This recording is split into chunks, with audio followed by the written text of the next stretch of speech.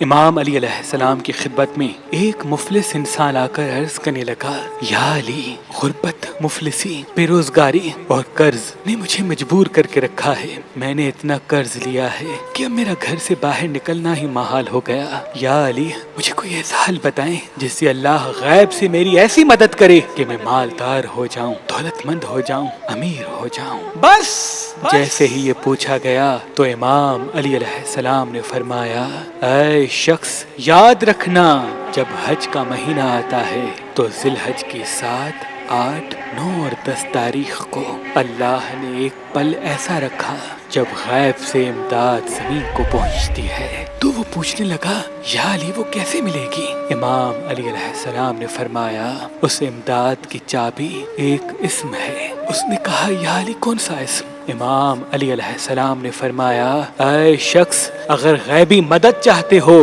تو ذی الحج کی 7، 8، 9 اور 10 تاریخ کو مغرب اور عشاء کے درمیان آسمان کو دیکھ کے 7 مرتبہ اس اسم کو پڑھا کرو، یا رزاق و یا رحمان، یا معز و یا غفار۔